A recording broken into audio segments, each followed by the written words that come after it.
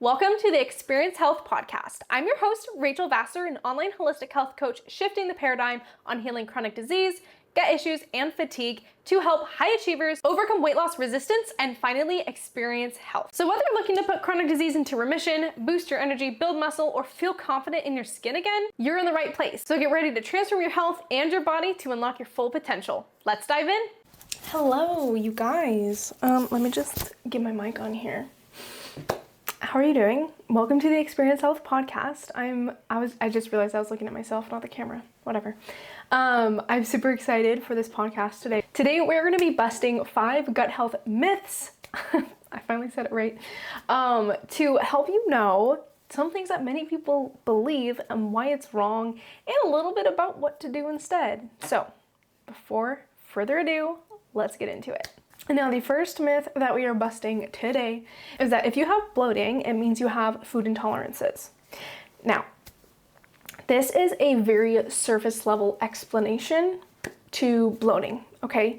Because most of the time when people bloat very frequently, they will notice that there are a lot of foods that will set them off. Maybe all foods, but sometimes they'll just notice that it's a lot of food, but maybe not every single food, okay? And so they'll be like, oh, I'm intolerant to this, I'm intolerant to that, blah, blah, blah, blah, blah.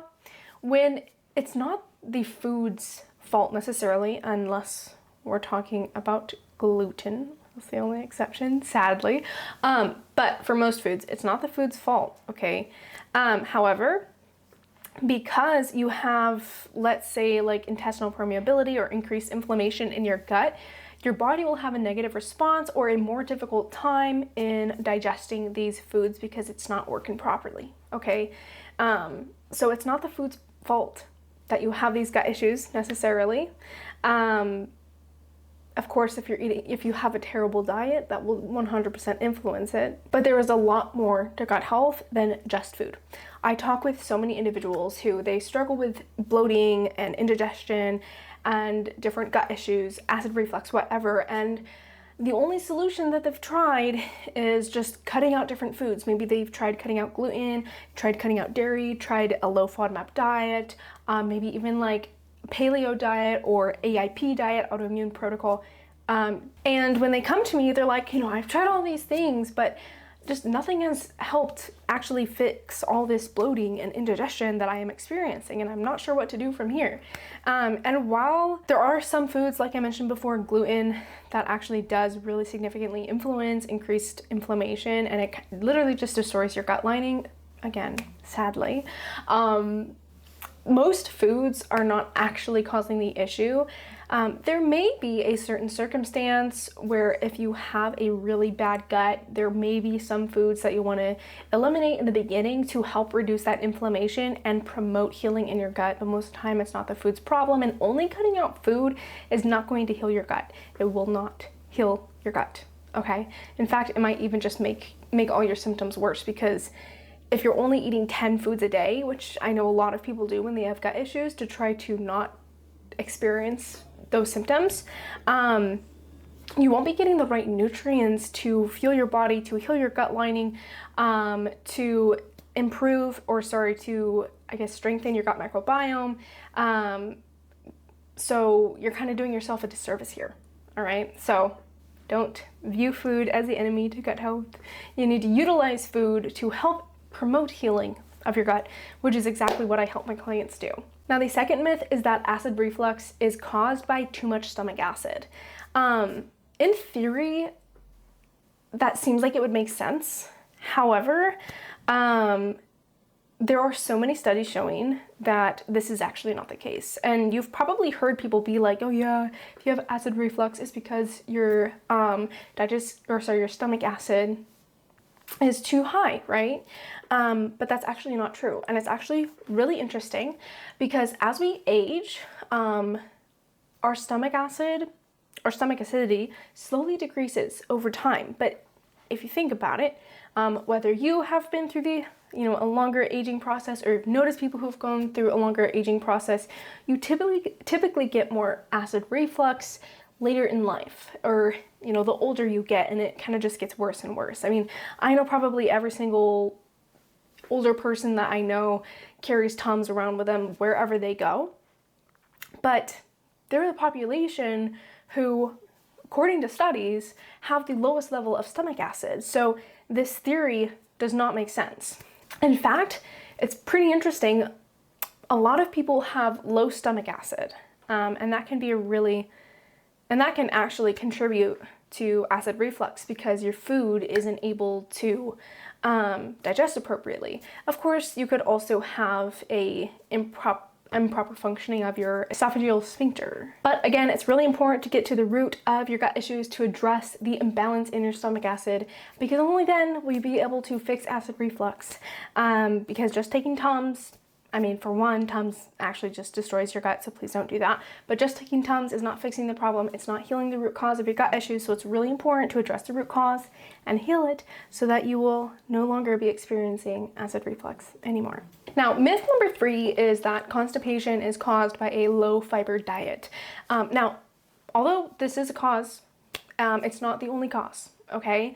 A lot of people are not eating enough fiber nowadays, so it's definitely probably a pretty common cause, but again, it's not the only thing, and we really need to make sure that, if you're constipated, you don't just eat a bunch of fiber and think that that's fixing all your gut issues.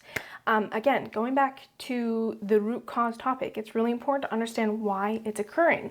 A few of the most common reasons that people will notice constipation is typically from dehydration, lack of physical activity, stress, or an imbalance in your gut microbiome. So that's definitely, if you notice that, I will actually see a lot of people switching between loose stools and constipation very frequently. And this is typically one of the biggest reasons that people don't talk about for gut health is actually stress. It's really important to take a look at how much stress you have and how it's affecting you, because the more that I have learned about gut health over the years, the more that I realize that a lot of it actually does come down to stress. And I know that's like a really annoying thing, because it would be fun to be like, oh, I'm just gonna take this one supplement and my life will be fixed, right? But that's not how it works. Sadly, that would be really nice. Maybe one day we'll get there, I don't know. But for now, that is not a thing. So make sure that you address these biggest causes of gut issues first, because protocols, supplementation, specific little habits are amazing at healing your gut, but if you don't have the basics down, like getting movement in, managing your stress effectively, getting enough sleep, staying hydrated, then you won't heal your gut. It's honestly just impossible, and that is why a lot of people aren't able to see sustainable changes or improvements in their gut health. Now, the fourth one is that if you have chronic diarrhea, it's likely due to a bacterial infection.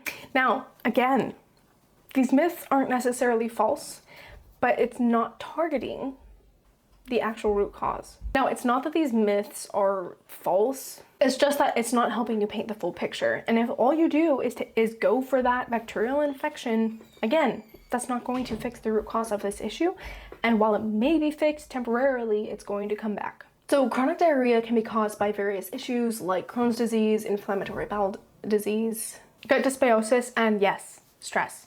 I know stress is like the last one there, but honestly, stress is one of the most important things, because even if you do have, let's say, Crohn's disease or irritable bowel syndrome, a lot of these are exacerbated by stress. So if you have these diseases and you're wanting to get them under control, you really need to make sure that you regulate your nervous system and manage your stress effectively, or healing your gut and managing your symptoms effectively will be impossible.